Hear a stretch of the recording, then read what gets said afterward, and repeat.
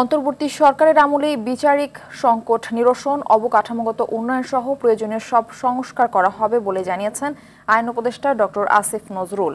সকালে বান্দরবান জেলা ও দায়রা জজ আদালতের জায়গা পরিদর্শন শেষে সাংবাদিকদের সঙ্গে তিনি এসব কথা বলেন। তিনি আরও বলেন, প্রতিটি জেলায় এজলাস সংকট, বিচারক সংকট রয়েছে, ফলে বিচার প্রত্যাশীদের অনেক কষ্ট হচ্ছে। অন্তর্বর্তী সরকারের আমলেই এগুলো সমাধান করা হবে বলেও জানান আইন উপদেষ্টা।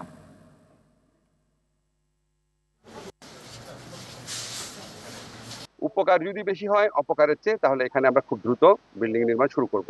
আর আমাদের যে ছেলেরা আছে ওদের খেলাধুলার মাঠের দাবি আছে। আমি ওদেরকে বলেছি এই বান্দরবনে যে স্টেডিয়াম আছে সেখানে সব ধরনের সুযোগ সুবিধা করে দিতে, যাতে তারা যে কোনো সময় খেলতে পারে। আমি এখানে বলে দিচ্ছি তাদের জন্য পর্যাপ্ত পরিমাণ সরঞ্জাম দেওয়া হয়।